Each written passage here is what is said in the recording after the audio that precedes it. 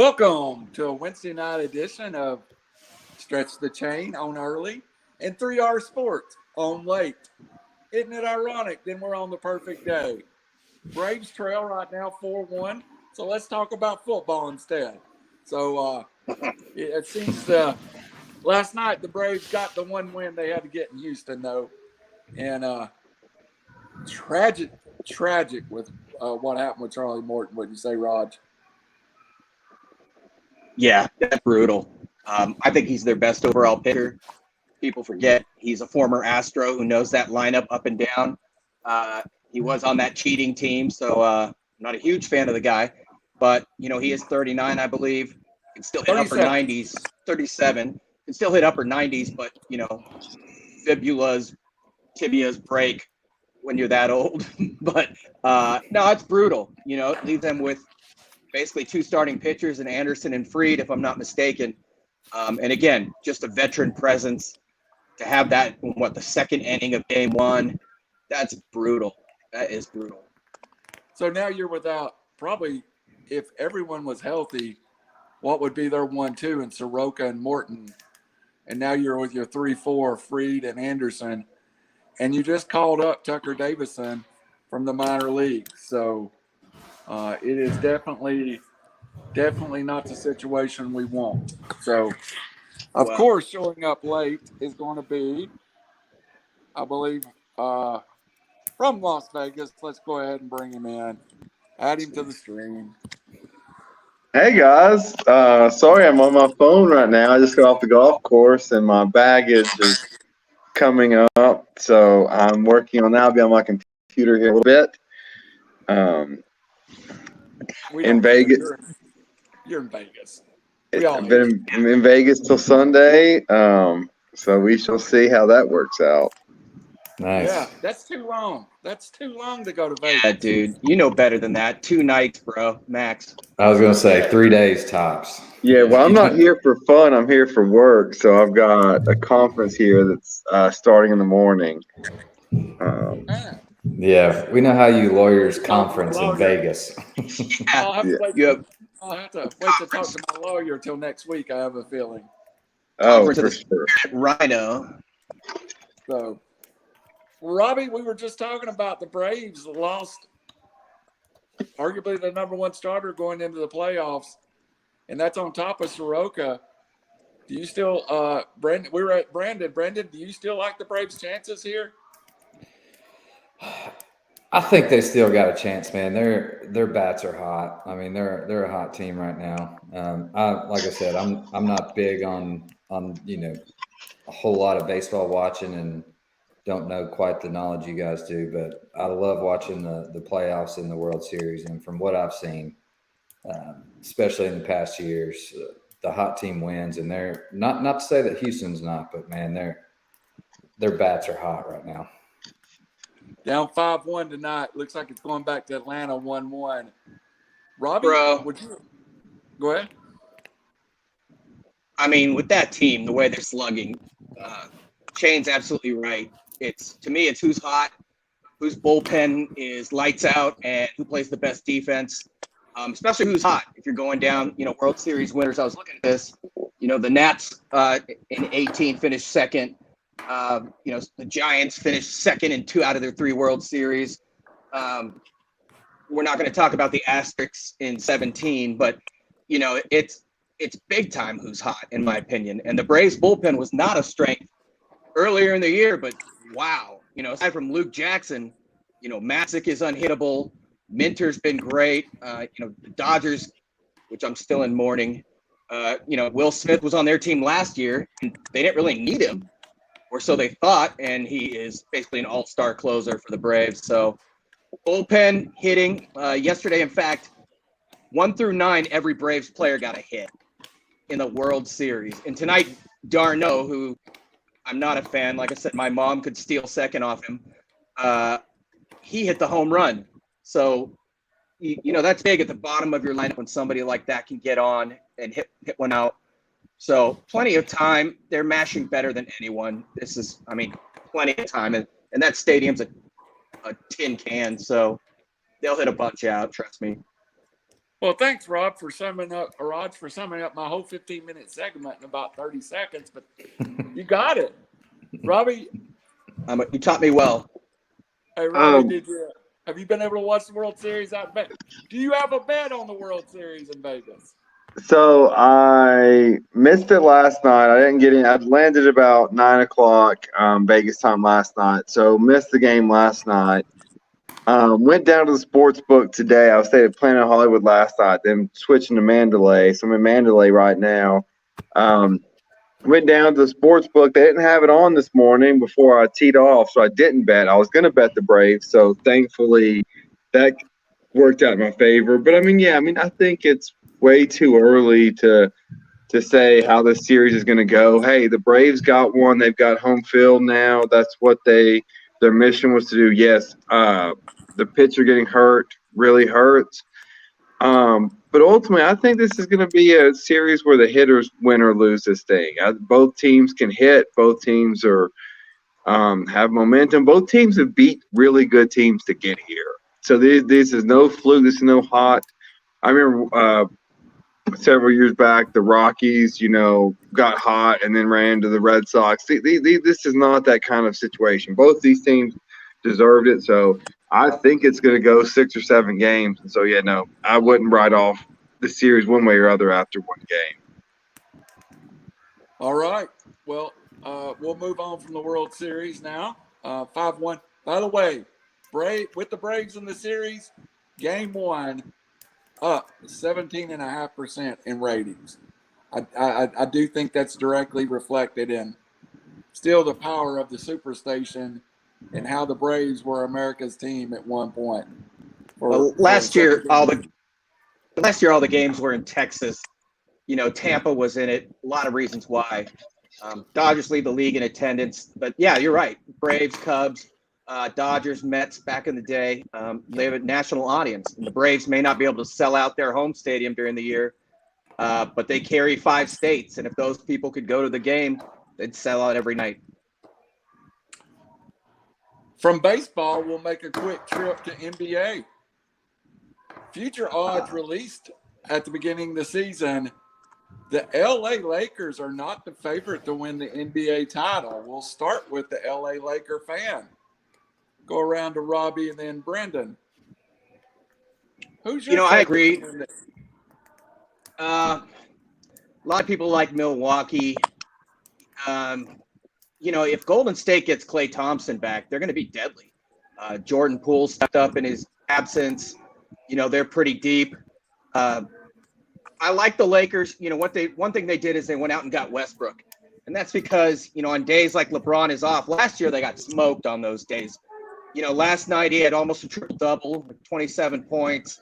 They've got somebody who can fill in. Tonight they're smoking Oklahoma City. But once they learn how to play together, LeBron, and there's only one basketball, I think they're going to be super good. The Bulls are another team to watch out for. Even the Hawks, who's kind of built similar to the Bulls. But like Utah, Denver, when they get Jamal Murray back, Michael Porter has stepped up in his absence. Golden State and the Lakers. Clippers, it depends on Kawhi. Still balance of powers in the West. And, of course, there's the Brooklyn Nets. With Rob, you want to take the Kyrie situation? Brooklyn Nets listed as the favorite at plus 2,500 at 250. I'll jump on that and just say, I honestly think Kyrie being gone's addition by subtraction. He is a great player, but he's just a distraction, just kind of an annoyance. Though Durant's the most gifted offensive player that we've seen since Michael Jordan, and could, he can't be stopped. Like there's no defense for a 7-footer who can pull up and shoot from wherever. I still like Brooklyn out of the East. Milwaukee, obviously the defending champs until they're dethroned. You got to respect them. But I agree with Raj. Hey, when Klay Thompson comes back, if he's what we remember him being, that's still a team that scores threes when you score twos, and that's a matchup nightmare, especially for the Lakers, who AD, LeBron, and Westbrook, they're all freaks, but none of them particularly shoot the three, extremely well. And so if you're switching baskets, you're playing a different game. Absolutely. Brendan, Yeah. I guess you and I are more casual fan, but at a plus 1,000, the Golden State's worth maybe throwing $10 on. Oh, absolutely. I mean, just like these guys said, if you get Klay Thompson back, I mean, he's arguably the second best 3-point shooter, that we've seen right now, especially in the league.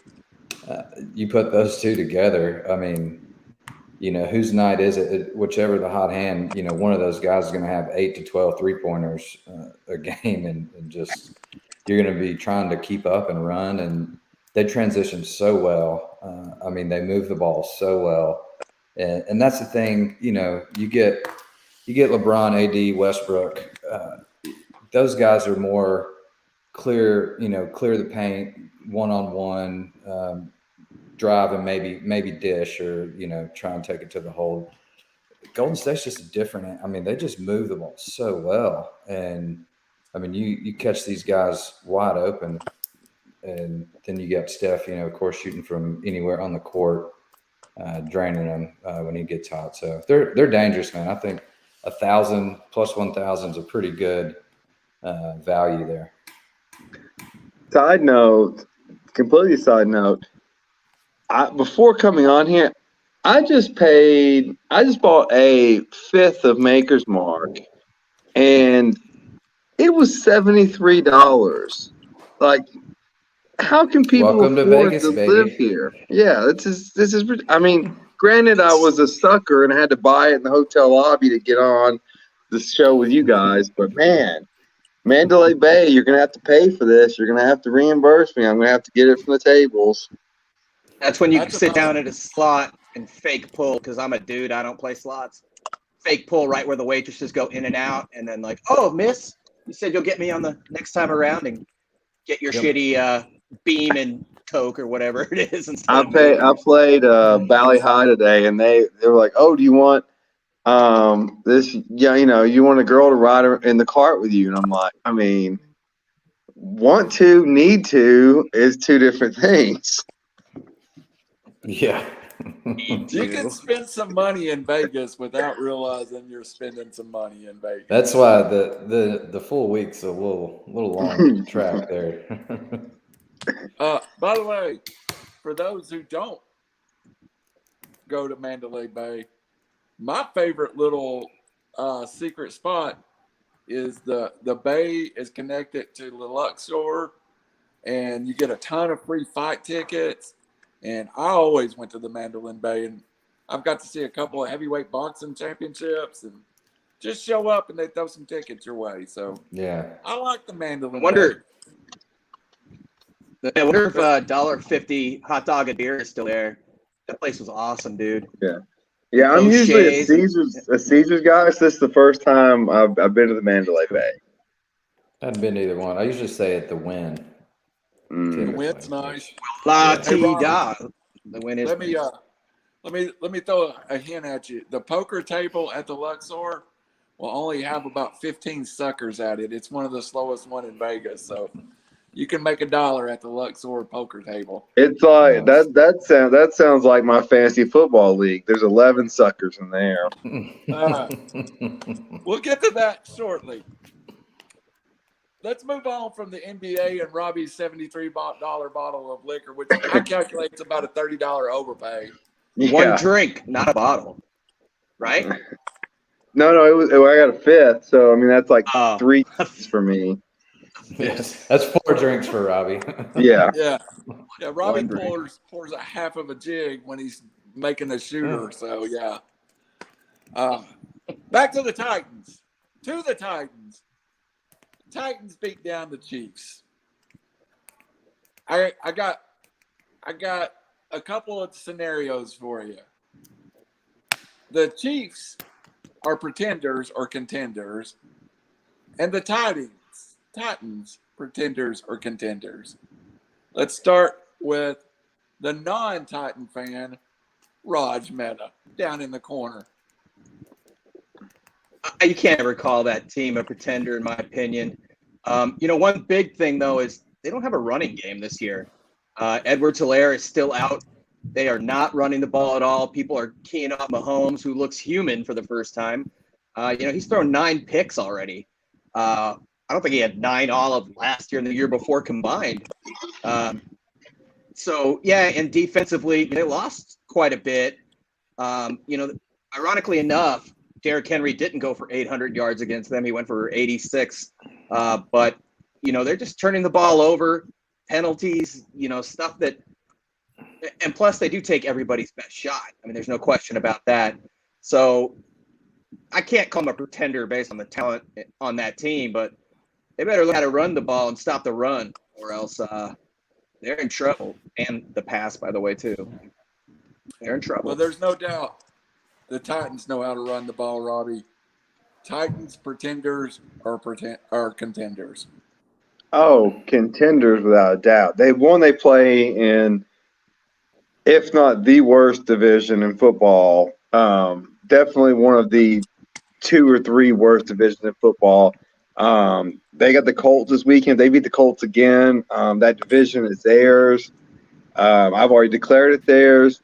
The one that, like, A.J. Brown got back on track. Derrick Henry takes so much attention from the defense. Even though he didn't go for 100 yards, that presence was still felt. Tannehill takes care of the ball. He's a running threat. Their offense is just really, really good right now.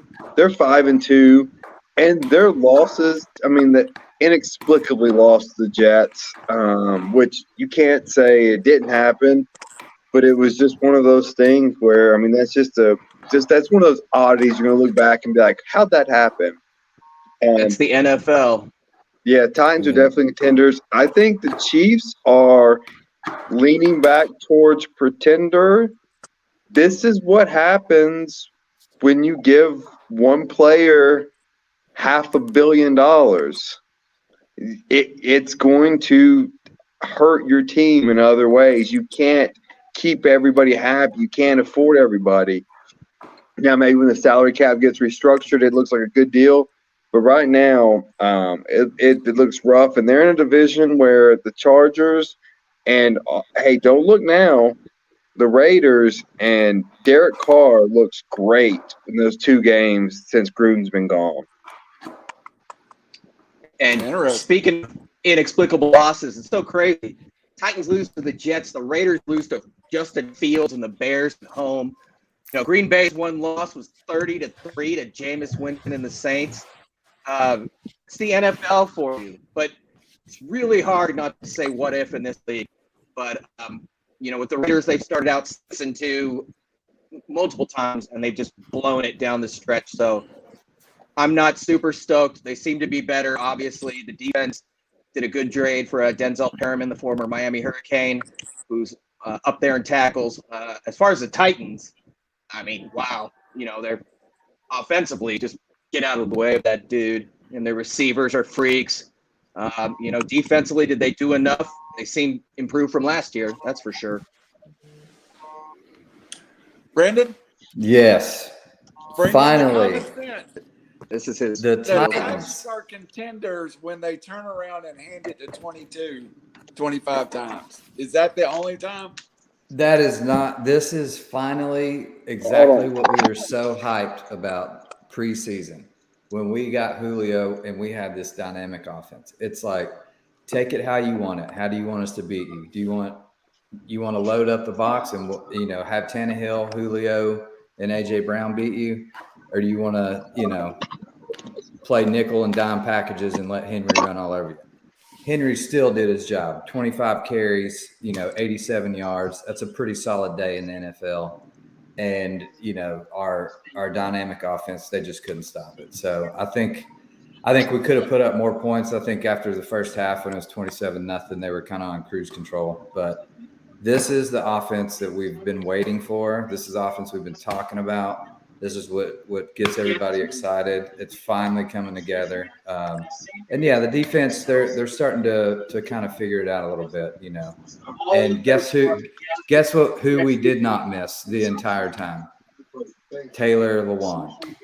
Where has he been? Nowhere. How good have we played? Just fine. So I'll leave it at that. But as far as the Chiefs, I think Raj hit it on the head. I mean, you can't ever count them out.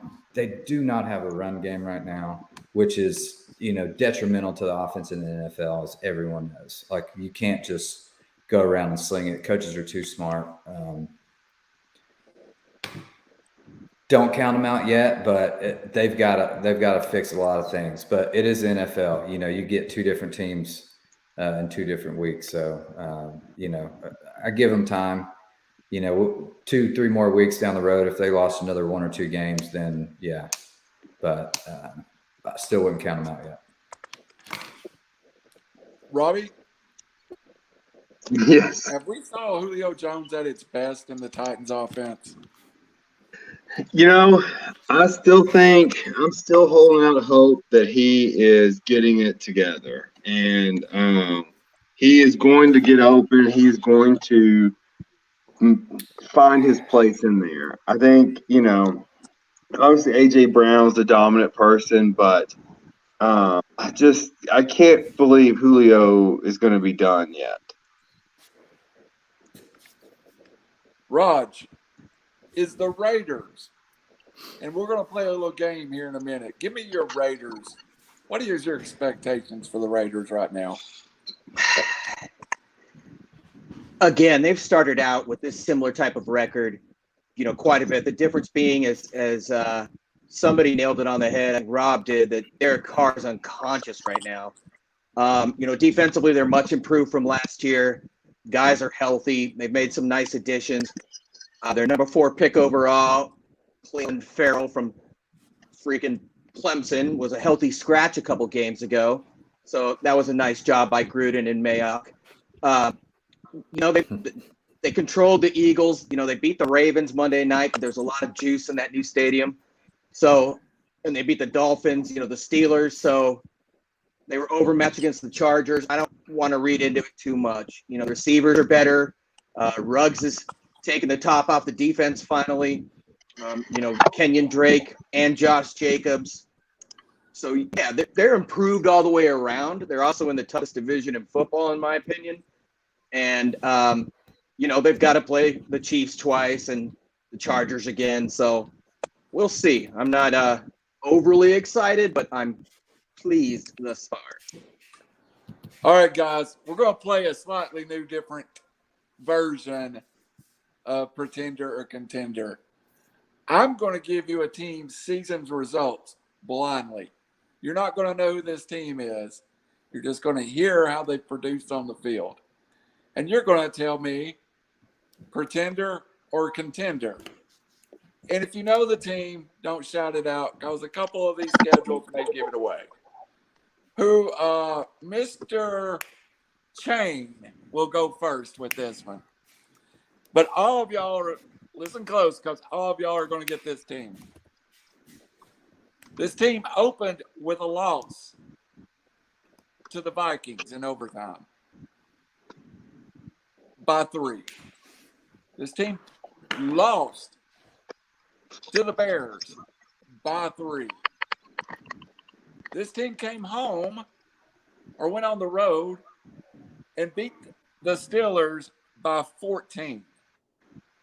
This team beat the Jaguars by 3. This team beat the Lions by 23. And this team beat the Ravens by 24.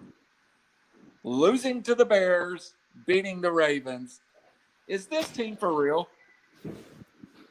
No, they've got quarterback issues. I don't think the guy that's there is the guy to fit it. They're not for real. They're a pretender. I'm going to say you're wrong about the quarterback, and we'll get to who this is. I think you may have a mixed up team, because I know exactly who it is. And the the number 1 overall pick 2 years ago, has been unconscious. Joe Mixon, Samaje Perine from Oklahoma, they've been running the ball well. Jamar Chase, people called him out for that pick. That guy's been unconscious, just like the other dude on Minnesota, yeah. Justin Sorry, Jefferson. wrong team. Yeah, who are you thinking of? No, I was looking at his jersey right there, the Broncos, but it's actually for real. it's another It's Ohio Eagles. team. Yeah, I know. Yeah, You're right there. Broncos.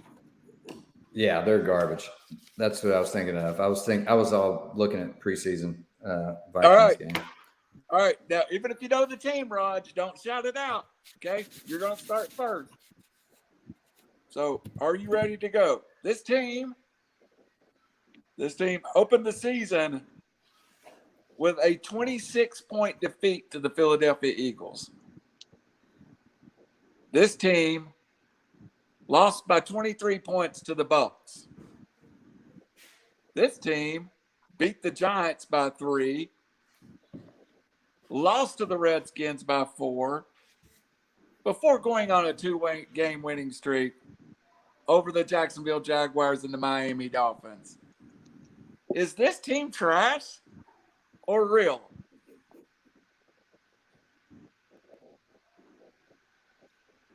You want me to go?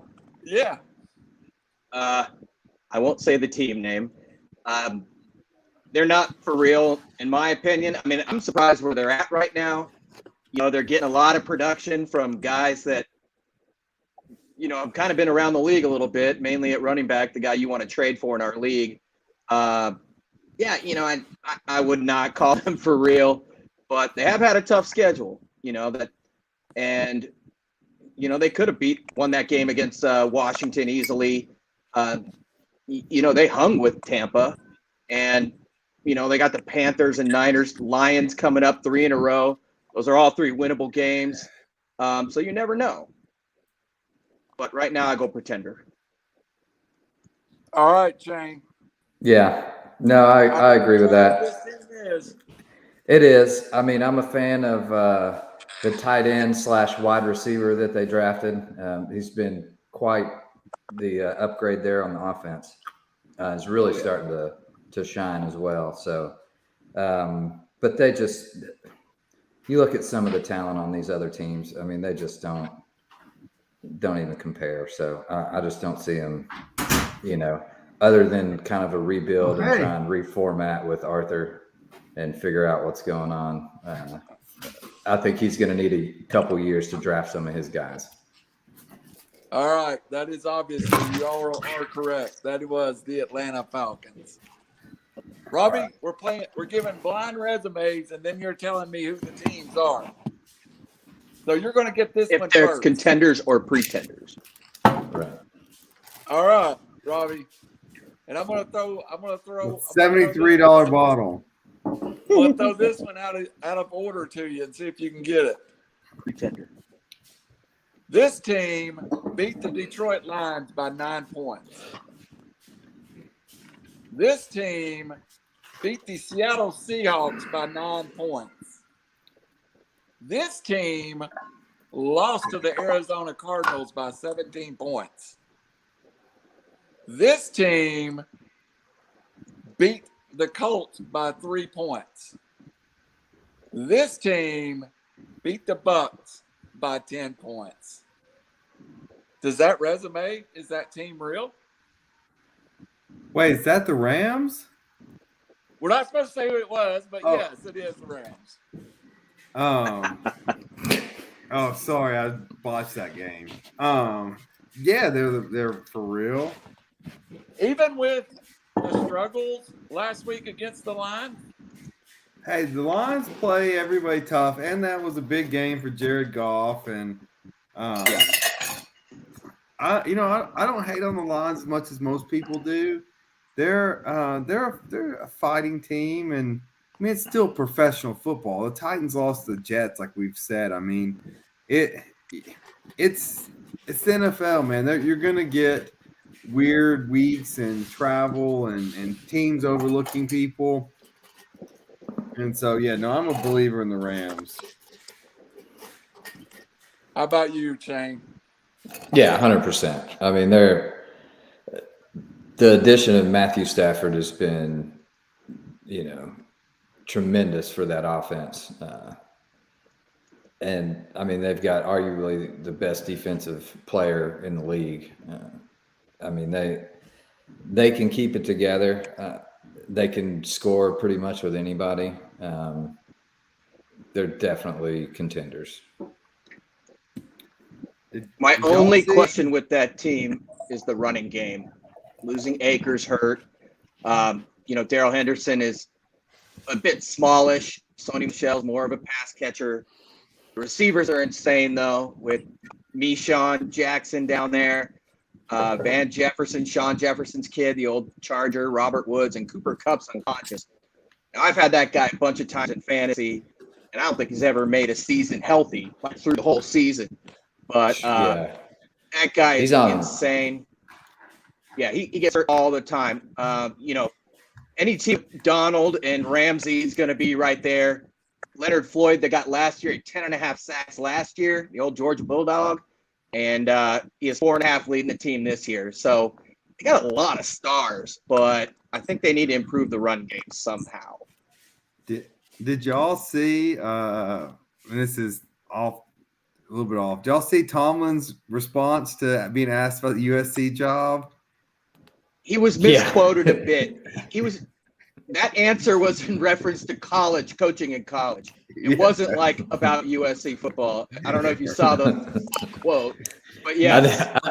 I never like to sad. say never, but never. Yeah, he was just That's what he like, said about college football. But yeah, they made it seem like USC is the chump school that they are right now. Which Well, is yeah, true. I mean, Carson Palmer just came out of that with like in the middle of nowhere, and then it's like, well, yeah, we're gonna try, and then he was just like, no, like, are you kidding me? That was news to all of us. Yeah, there's not a booster with a big enough checkbook, right? You could tell he just wanted to be like, this is so insulting. Like, Yeah. I'm not calling 16-year-olds to try to get them to come play for me. He's coaching for the Pittsburgh Steelers. I mean, they're a national icon in NFL. I mean, come on. Speaking of Cooper Kupp and him being on fire, I was looking at his statistics through the first 7 games. He's wide receiver 1 in the NFL. He had no game less than 10 targets. His worst game was 13 targets, 5 catches for 64 yards. He's had multiple 13-target games. Did Matthew Stafford find his best friend in Cooper Kupp? Yeah, and his second best friend in Robert Woods. I mean, both of those guys are just, I mean, PPR monsters. And for some, I forget, I don't know what the number is. I'm sure they throw the ball, 60-something% of the time. To have those guys to throw it to, and to have, Stafford he's a pretty cerebral guy as well, has quite an arm talent. I mean, it's fun to watch, to sit back. I think Kupp is on pace to be like the number 1 scoring fantasy wide receiver in the history of fantasy football right now. I read that somewhere, but That's the only way Geoff could be 5-2. It's He's insane. averaging. Yeah, man, he's averaging 115, almost 116 yards per game. I can't remember how many games there are, but I think he's averaging, like, if they've won 7 or whatever they are, he's averaging like 8 catches a game. I mean, that's insane, dude. Woods has not gotten the ball as much, but I mean, Cooper Kupp does not drop the ball. And so, Right.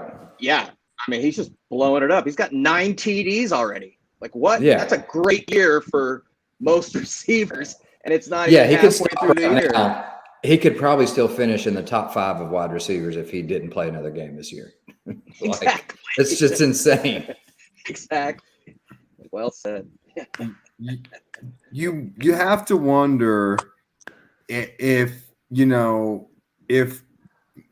Barry Sanders or Calvin Johnson has reached out to Stafford and been like, So what does competence feel like? What does it feel like to be with an organization that's not a dumpster fire, that doesn't waste your talent? That's what you're seeing.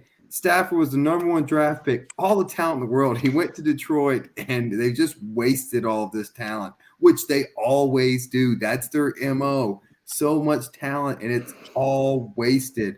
And Stafford just I get to go from Detroit to Los Angeles, and I get a competent coach, and I have weapons. Brand new stadium, not like that shithole in Detroit. Like literally, is there a happier person in sports than Matthew Stafford? Absolutely not, dude. That's where people go to die is in Detroit, man. Like it's awful. I mean, coaches. Like I had a buddy of mine, Jim Bob Cooter. He was the offensive coordinator. I mean, he was there for 2 or 3 years and just fizzled out. Like he's nowhere to be found now. And he was, I mean, brilliant mind. He was a assistant coach at UT there for a while. Yeah, or not coach. He was a hot commodity. Yeah, I mean but look at guy from New England. What's his name? Trey Flowers. Yeah, Flowers. Matt Patricia. I mean, you're talking about coaches. Yeah, coaches and players. You just look at everything that's gone through there. It's just like you don't leave that place, and it's for Stafford to get out and have the success he's having. Like you said, that people have to be so jealous. Like, how did you find a way out? Sounds like Shawshank, and he's Andy Dufresne. Like, you don't get out of that place. Like, how did you get out? Yeah, it's like 500 yards of shit. Sums it up. Yeah. Pretty much. All right, guys. Before we move on from the NFL, I was a little caught off guard by the line Thursday night. By the Braves. By the way, the Braves still down 5-1. Runner on third with 2 outs currently. I was a little, I guess, surprised by the line on Thursday night's Packers-Cardinals game. The Cards, a 6.5 single by Freeman. Run scores. Nice. Sorry. Where's my clicker? I'm listening. He called it a clicker. Yeah. He's from the South, Raj. Oh. You can't take it out of him. Trying to get my hotel TV game on. I thought he was like from the Flintstones or something. Yeah. The Cardinals are currently a 6.5 point favorite over the Packers. Mm-hmm. I really thought that line may be out of whack. That means that you give them 3 points. The Cardinals, for a home field, the Cardinals are really almost a 4-point better team than the Packers. Let's just go around. Somebody tell me why I shouldn't bet on the Packers, Raj.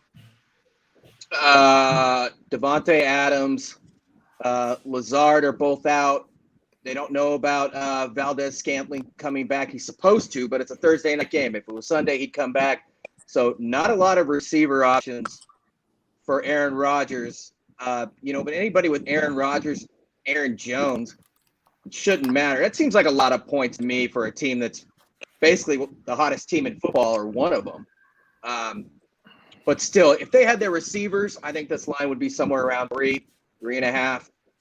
But I think it's a product of Rodgers losing key weapons, including arguably the best receiver in the league. He would be the best if not for Cooper Kupp this year.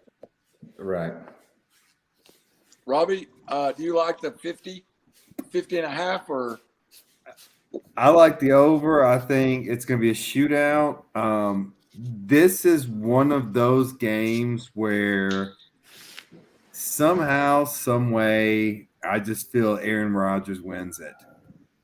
And it's just that one of those, it's almost like I don't care that I don't have my best weapon available. I'm just that good. And just this kind of just anger, arrogance, just I will show you kind of thing is what I think Aaron Rodgers puts on. And so but at the same time, on the other side of that field is Kyler Murray and all of those weapons. And I think it's a high-scoring back-and-forth game. But if you ask me who I trust late in the game, I'll still take Aaron Rodgers. Yeah, I agree. They actually sent me a text that said can Aaron Rodgers pull off the upset? So I'll ask you now on air, can Aaron Rodgers pull an upset? Absolutely. Even with his missing weapons, I think Robbie hit it on the head. The arrogance of Aaron Rodgers and what he's, this may be his final season in Green Bay. Probably is in consensus. So this is kind of one of those last middle fingers. This is how good I am. This is what, what you're missing. I think he'll throw it and stick it in someone's helmet. They're going to catch the ball. It's going to be a high scoring game. And I think if it's going to come down to who has the ball last, and I would take the Packers 6.5. I think it's going to come down to who has the ball last time wise. And it's going to be a battle. How about this real quick? Their best win this is 2021 in a nutshell, is beating the Bengals at Cincinnati in overtime. That's a hell of a win. Other teams they beat, though, Detroit, San Francisco, Pittsburgh, the Bears, and Washington. So, but yeah, that's a huge win. I mean, that's right. Especially hindsight now, like looking at how good the Bengals are right now, And that's a tough road environment. Exactly. So they've looked good on the road lately, right. Except for that game at New Orleans, which is pretty flukish.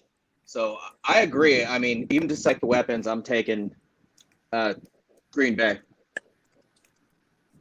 Interesting. What about you, Randall? I want to take Green Bay too. I also think there's some potential. Well, then Arizona's going to win if we're all like Green Bay. Yeah. There's some potential. I'll take Arizona. There's some potential. Go put it in the books. Potential DraftKings play among those like Robert Tonyan and MVS. So, what about Ertz? That trade for Yeah. Ertz was money, dude. That was a great trade. Dan Williams went down, I think, and wow, Max Williams. he's still got juice. Max Williams, my bad. But yeah, what a great trade. So another weapon. Whoopee. I'm going to run to the world of college football with multiple quick hitting subjects. The first one, a projection from CBS Sports. What would be next week's top 5 in the BCS poll when released?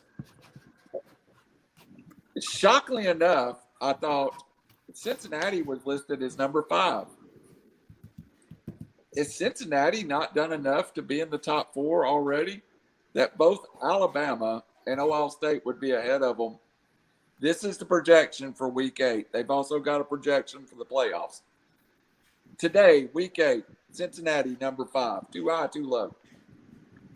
Too low. Go ahead, Too Roger. low. I mean, they won at Notre Dame. They won at IU convincingly. Yeah, they didn't. Navy's a tough opponent. If you're not ready for that triple option and everything they run, they've been winning on the road with defense. Desmond Ridder has made himself a first-round pick. Until they lose it, and they have nobody else on their schedule aside from SMU that's going to get them past that hurdle. So I think that's a robbery. Another team is I like Michigan State this weekend, and I think they're going to jump up pretty high. In just a second. But yeah, the other usual suspects. Hold that thought. We're going to hit that game hard in just a second. Robbie, Cincinnati 5, yes or no? So this comes down to kind of the eye of the beholder. Do I think Cincinnati can beat, say, Alabama? Do I think Cincinnati can beat Ohio State? Probably not.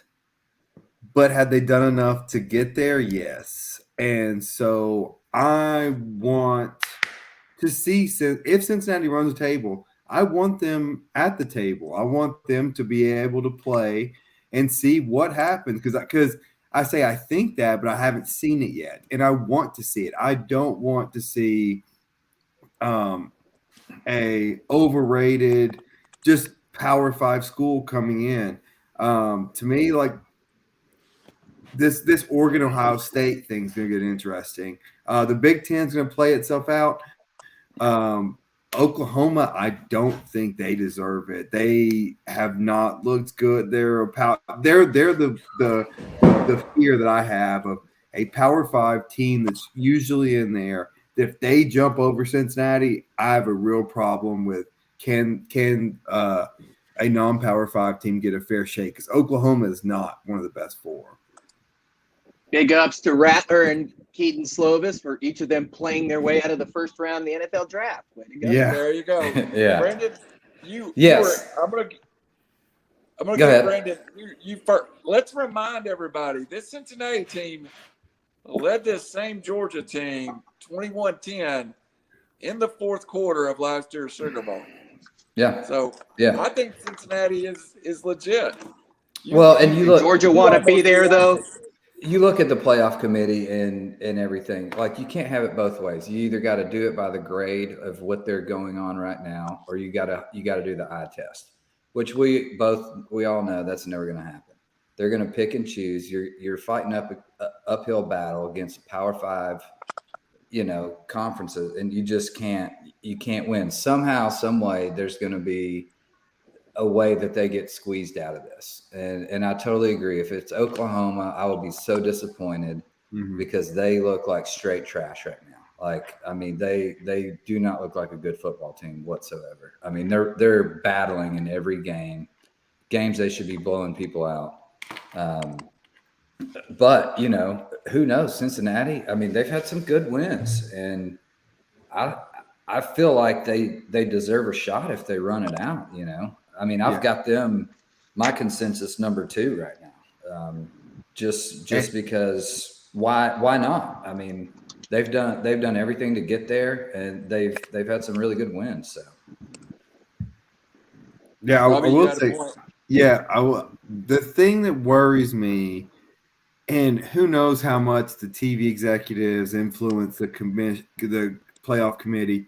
But I will say, I watched the game this weekend with someone that doesn't watch a lot of college football, and he was like, "Oh, Cincinnati should blow out Navy," not knowing what we all know that triple no option, one blows out Navy. that triple option is so hard to prepare for.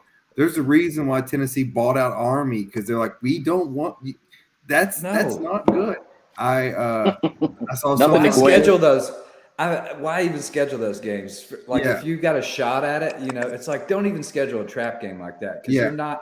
I mean, you spend 4 days preparing for a triple option that you can't teach these kids that crap. I saw something on Twitter, and it was so true. He's like, the worst time to ever schedule a triple option team is the first game of the season, the last game of the season, or any time in between. Like, just don't do it. Just don't schedule them. All right, guys. So we've made our points. Now I'm going to give you something. Jerry Palm's playoff projection. This is the full year. At the end of the year, this is who Jerry Palm is placing in his playoffs. At number 4, the Cincinnati Bearcats. At number 3, the Ohio State Buckeyes. At number 2, the Oklahoma Boomer Sooners. Straight garbage. Bama's out of it? Wow. At number 2, the Georgia Bulldogs. Alabama finishes 5th, and Iowa finishes 6th. Where's Oregon in this? Oregon gets beat somewhere along the way, I guess. Yeah, I don't know how you keep like that. That's the thing. I mean, like, how can you keep Oregon out if they go 12-1 when they beat Ohio State? Oregon is playing in the Rose Bowl versus Iowa. Bama in the Sugar Bowl against Oklahoma State. Michigan against Kentucky in the Fiesta Bowl. So and Notre Dame plays Pitt in the Peach So Bowl. That's the best win in the country at Ohio State of everybody in college football. yeah, if Right. if we Oregon roll and- that out, Oklahoma's best win is going to be either at or against Oklahoma State. Like, that's, and they look terrible. I mean, they're not good.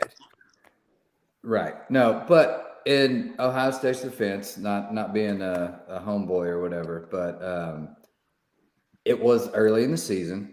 And, when you look at teams time and time again throughout college football, when you're trying to get a sense of who you are as a team and getting these kids to play together, coming up early on tough games. I mean, that's now granted, a lot of the SEC, Bama teams do that, day in and day out. They're used to it, but not trying to make excuses. It was still a great signature win, especially at Ohio State. I mean, our defense was atrocious. It's improved quite a bit since then. I mean, Ohio State's a different team now. So again, you go back to the eye test. You look at that game and you look at what they've done lately.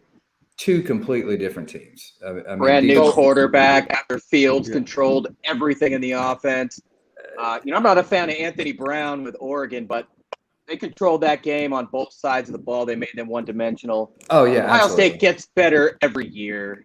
I mean, week 11, polar opposite from week 2. Absolutely.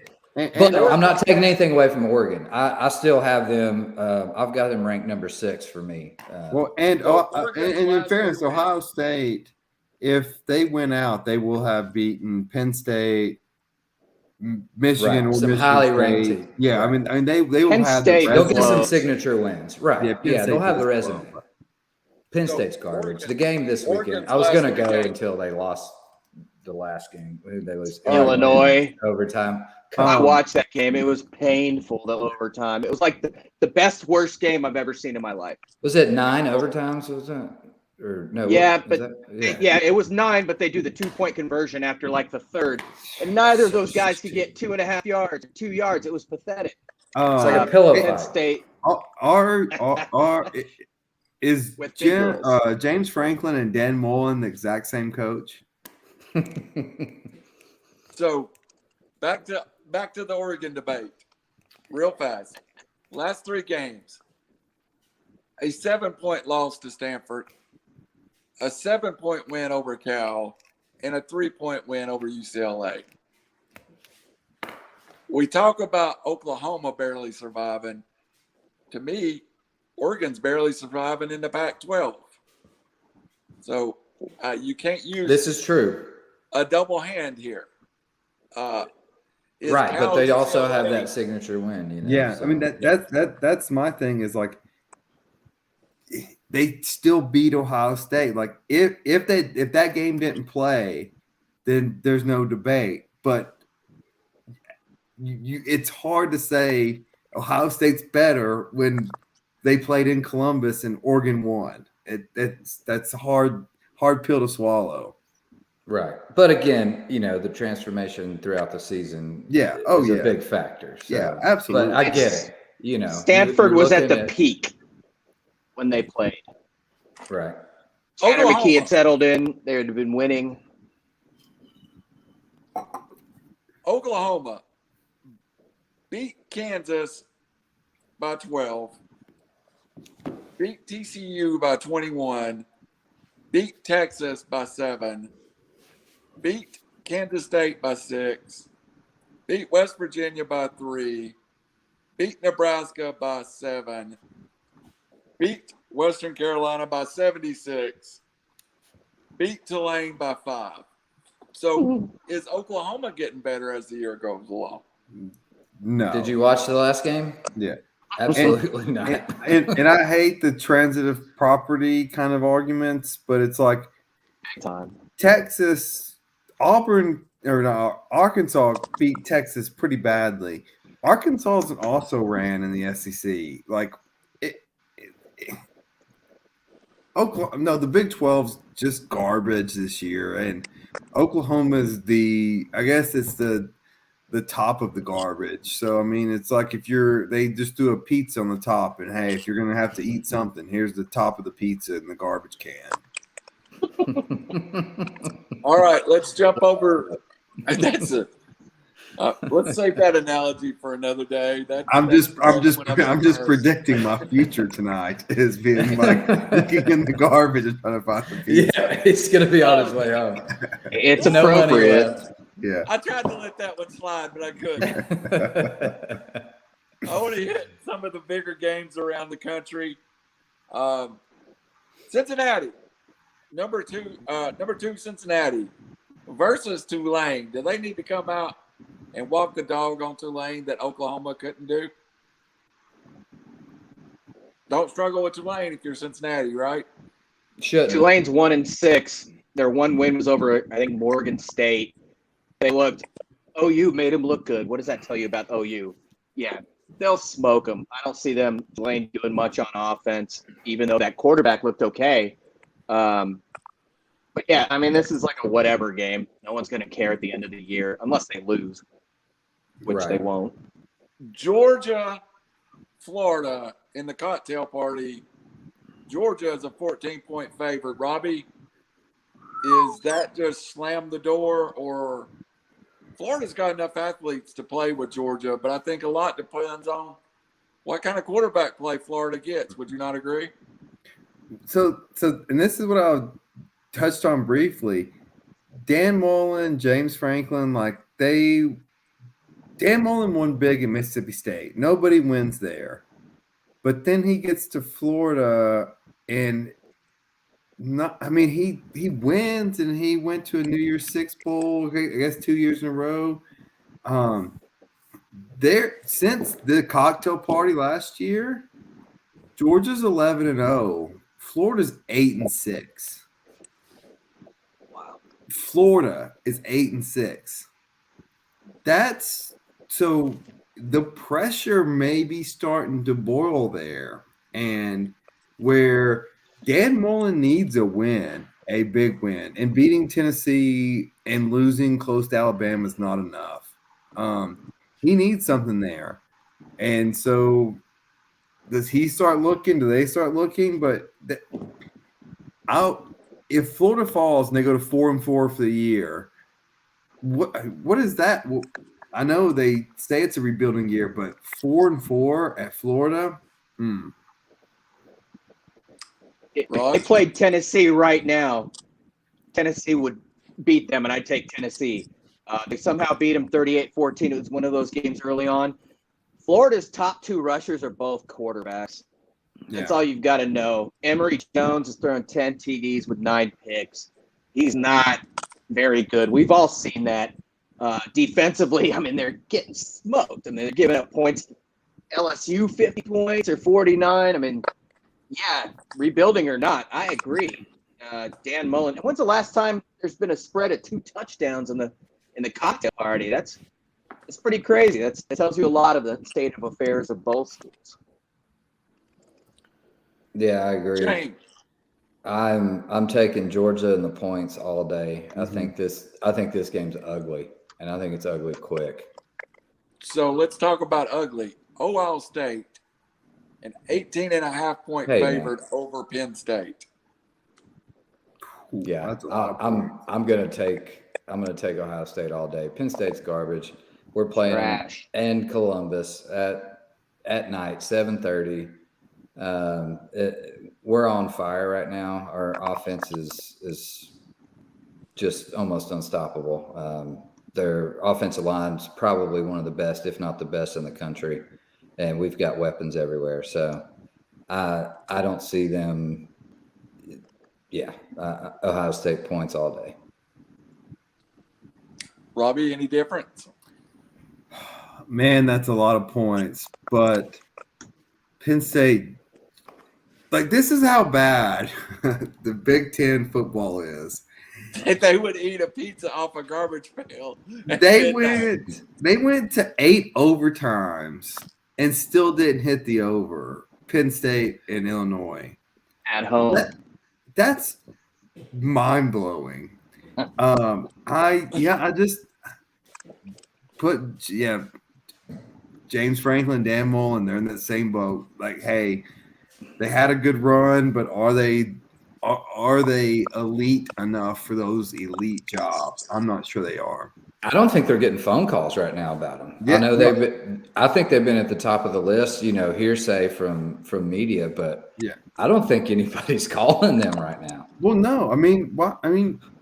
Why would you? I mean, how can you just if you're James Franklin and you want to say the USC or LSU job, you just lost at home to Illinois, who is horrible, a horrible program, and then Dan Mullen, yeah, I mean, you lost to Kentucky. You're Florida. Like, I just don't know how either of them kind of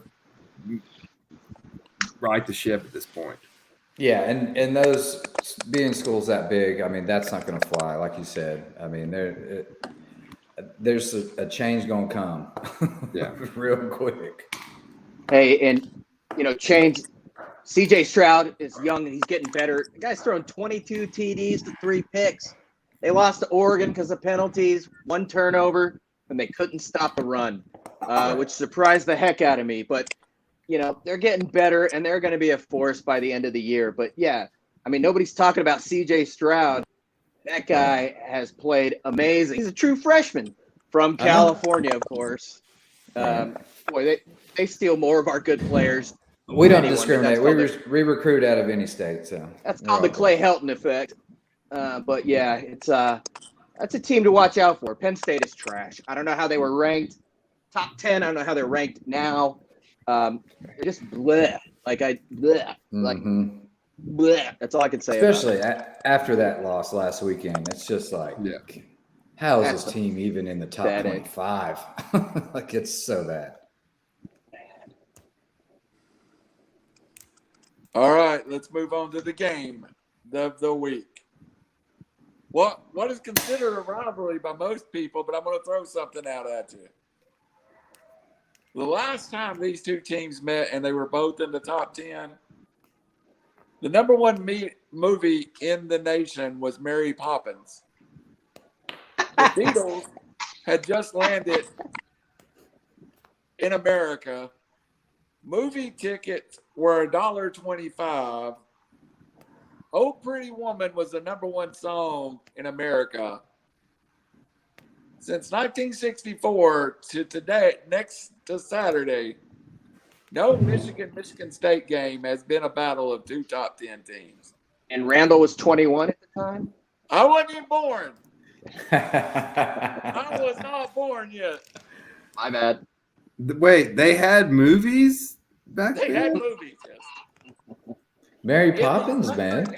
It's a classic. 113 years of this rivalry. 113 years they've been playing football. Both teams entering the game 7-0 or better has never occurred.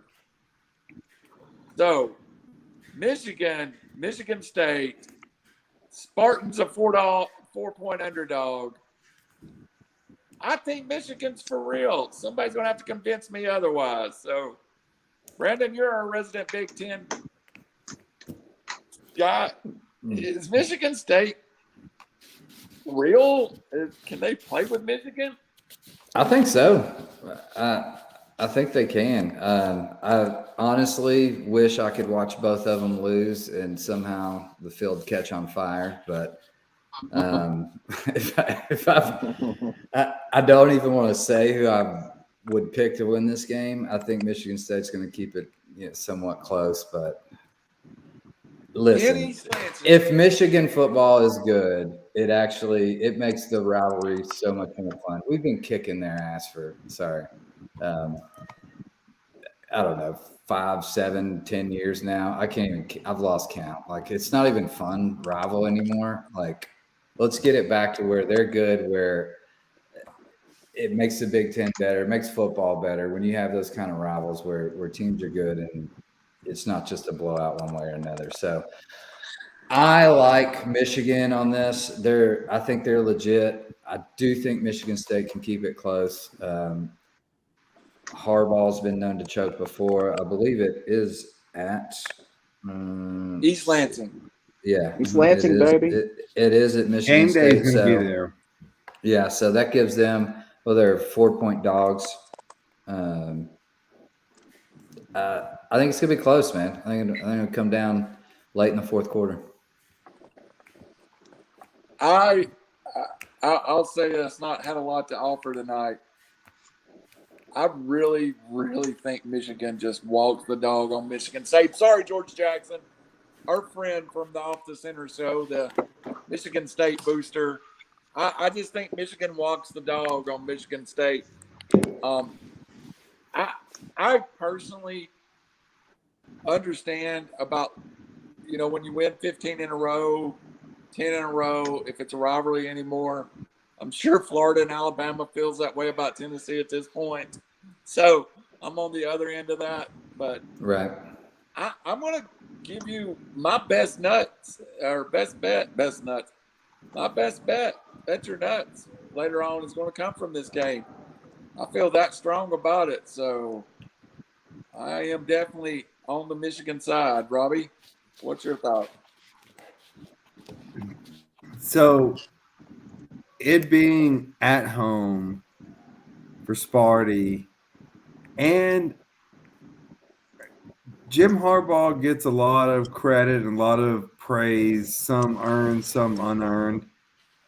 I think Mel Tucker's a better coach. I think they're going to be more prepared. Interesting.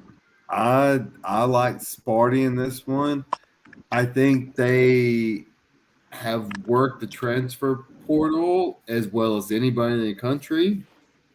And so I think Michigan State at home with game day there, with Fox Sports there, there's going to be a lot of energy in the stadium. We saw what A&M could do with a stadium to Alabama. Home field in sport, home field in college football, maybe college basketball, they're 1A, 1B are the two biggest deciding factors. And so I think a raucous crowd at East Lansing, and I think Michigan State wins. And so I would love points, and I will bet on it. Me too. I've got a could lot just to bet- say about this game. You could bet Randall and just save the juice, man. That is true. Yeah, that I was gonna say, the dude. best bet coming from this game. Not necessarily that. Real quick, what is Michigan? They lost their best player, Ronnie Bell. One running back that was awesome. They didn't play last year, Zach Charbonnet, that's got like 800 yards. They have a 1-2 punch running back with Blake Corum, a 5'8", 200 pounds, and then that Hassan Haskins, a big back. But Michigan State's solid against the run, like Robbie said. Mm-hmm. They were awesome in the transfer portal. They got a UF DB, an Alabama DB, linebackers, one of the best players from Arkansas State in that conference. I can't even remember. Big Sky, whatever the hell it is. Sunbelt. Sunbelt, my bad. They, they're not awesome against the pass, but they played a lot of pretty good passing teams. But Cade McNamara is not an awesome quarterback at all anyways. I like them at home. Michigan State, by the way, is 25 sacks, and they lead the Big Ten in that category. And finally, Kenneth Walker, the Wake Forest transfer, he is 3 yards short of 1,000 yards in 7 games. He leads the country in rushing. Michigan hasn't showed me enough. I know they have Aiden Hutchinson and a few other dudes, but I love Michigan State in this game. I'm all over it. Interesting. All right, guys. I'm going to ask you quickly before we get tired. Time runs out here. When I was looking at the Jerry Palm predictions, one thing stood out to me. In the Duke's Mayonnaise Bowl, yes, it really is a bowl, formerly the Belt Bowl, he has a matchup of Clemson versus Tennessee.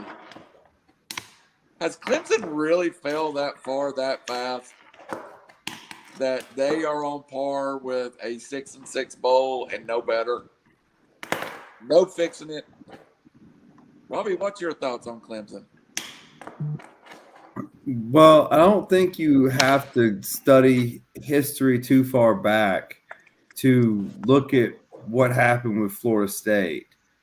look, the ACC is not a good football conference. And when you fall down and if you lose one or two, there's not any signature victories left. And so that's what you're going to fall to because you're no longer what people want to see. Like there is no ESPN hype. There's no game day. There's nothing there going like you can't be. Oh, I mean, hell, Wake Forest is undefeated. They're probably ranked in the top 10 now. Clemson going at Wake Forest is still not a big deal because that's the conference they play in. It's unfortunate, but that's what the reality is. And so, yes, hey, out of sight, out of mind. Clemson, you're back to being Clemson until you prove otherwise. Even with this great track record of success you have, but it's like chutes and ladders, and they just fell down the damn chute. Astros get How another about run. that reference? First Good and analogy. Went out. Robbie, the analogy king. I did worry about messing up the chutes and the ladders on which one was which. So let's go around. First of It all, should have been a double play routine. I want to talk about it. The series is going to be tied 1-1. Albies an error? Yeah. That never happens. So, best bets. Let's head to our favorite segment of the week. I've already said mine comes from the Michigan State game. I'm shockingly going to stay away from the line, but I am going to go with the over 49.5 points. I do think both teams have enough offensively. I look for a higher scoring game. Well, the weather's supposed to be nice. I like Michigan State over this weekend. Brendan Jane? I like that. I don't disagree with that one at all. I am 100% on the Titans +1 over the Colts. That's my bet your nuts for sure. They're starting to gain momentum right now. They're on fire. I know this could be what NFL, a trap game or whatever. I don't see it. Like I said, pick your poison on the offense. It's going to be a shootout. I like the over 51, and I like Titans +1. I like that one too, to be honest with you. Raj Mehta back from the West Coast, looking only like Raj can. What do you got for it, buddy? Dude, I'm all dogs, baby. 2 touchdowns. I think they're gonna smoke Florida. I just don't see Florida moving the ball at all on that defense, which is insane, especially up front. I think they're gonna kill them. So obviously the opposite's gonna happen. So bet on Florida if that's what I think. But no, I think Georgia's gonna win by probably 4 touchdowns. I actually don't hate that. I'm going to root for Florida just because I don't want to see Georgia win a championship. But Robbie Davis, what have you got? So I think this weekend is lining up to be the most free money weekend we have had this calendar year. I'm with Brandon. Titans. They're better. Like every stage of the game, they're better than Colts. I like Michigan State. And then I would be remiss without telling you guys my NASCAR pick. Kyle Larson, top 3. Parlay those 3, and you will be sitting pretty come Monday.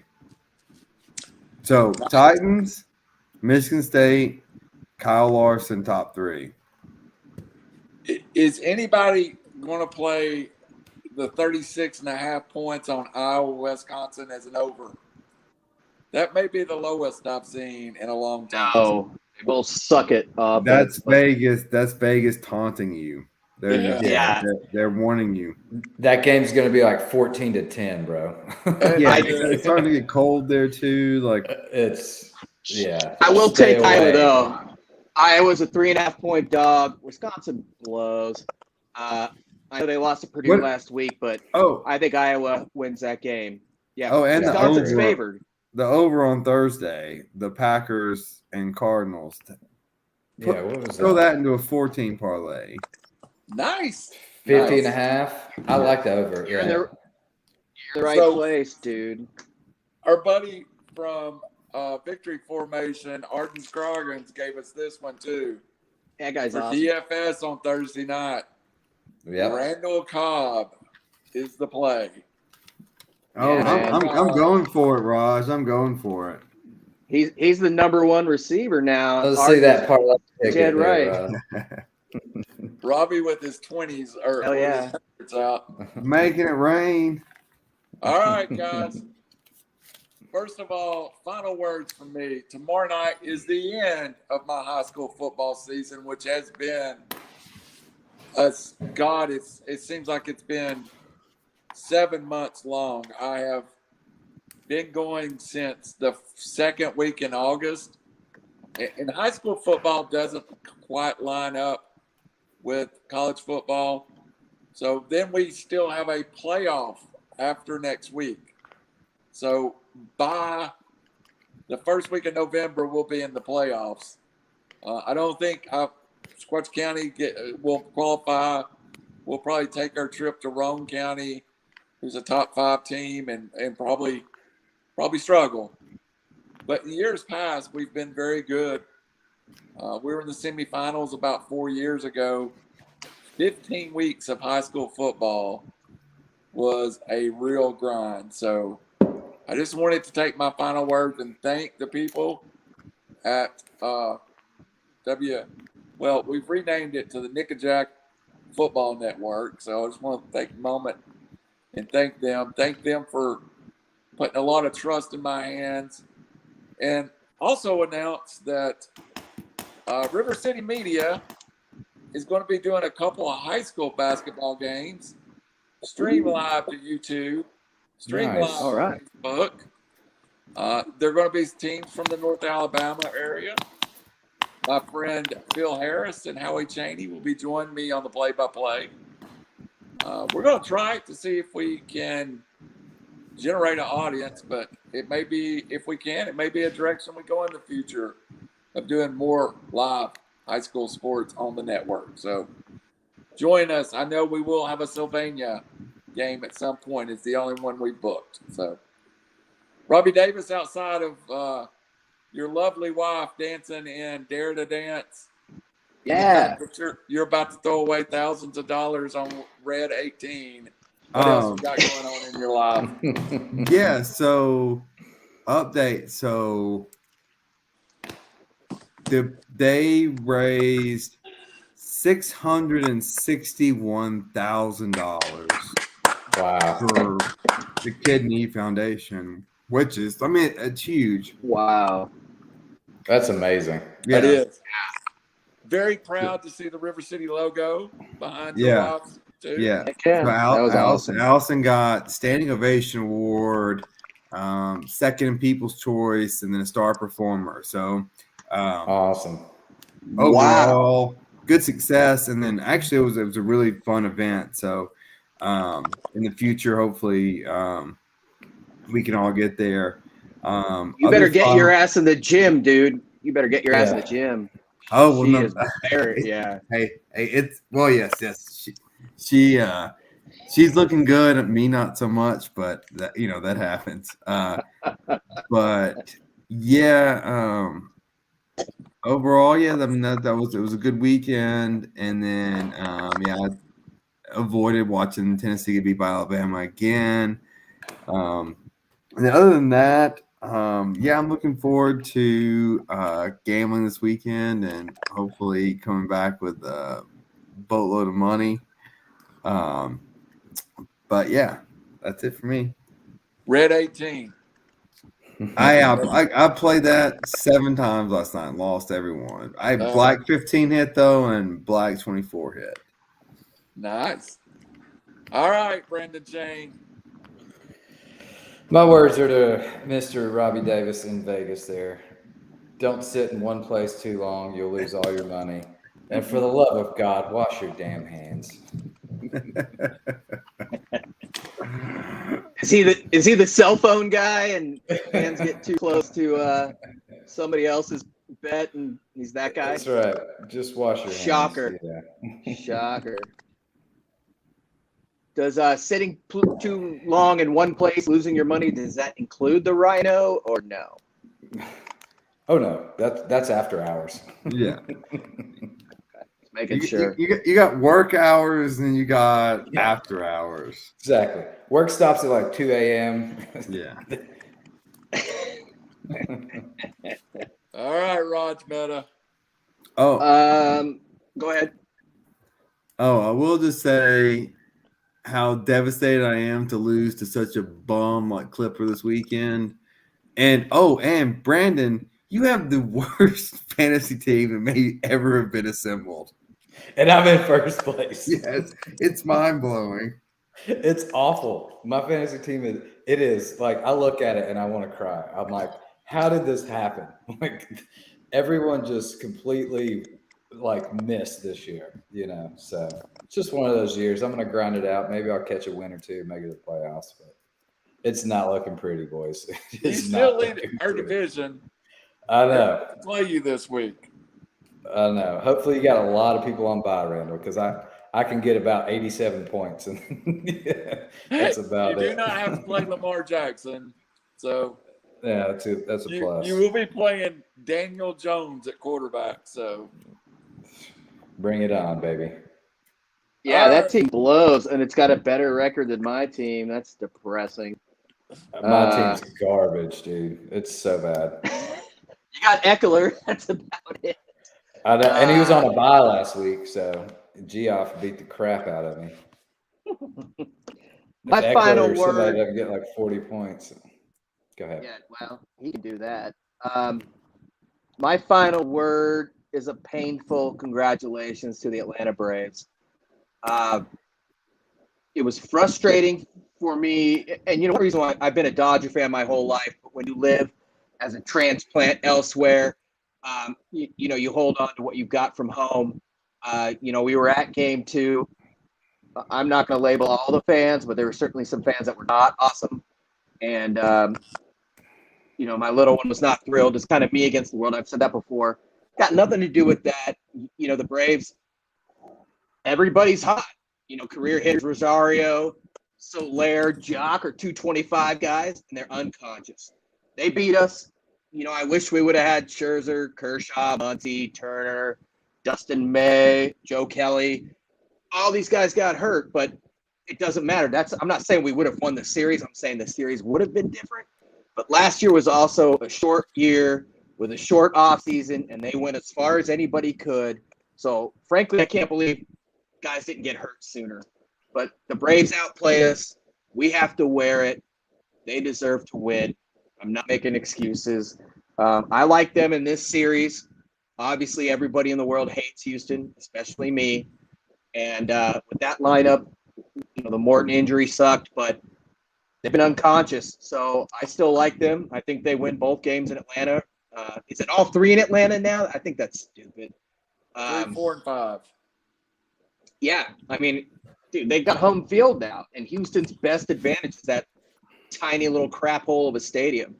I like the Braves. I mean, I think they're gonna win it all.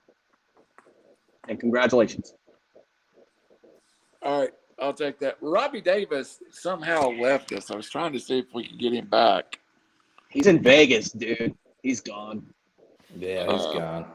He's gone for real. The tables were calling. I got nothing else tonight, guys, but it's been a good show. I like That was this fun. combined stretch the chain with 3R's.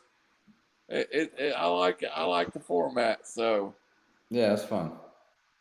for Randall Cunningham, for Robbie Davis, Raj Mehta, Brendan Jane. This week I'm be so glad and so thankful that I can get rid of a couple of shows after the next couple of weeks. I'm tired of hearing myself talk. I really am. And on Friday night, that's 6 hours of me talking, and I'm really tired of it. So, good night, everybody.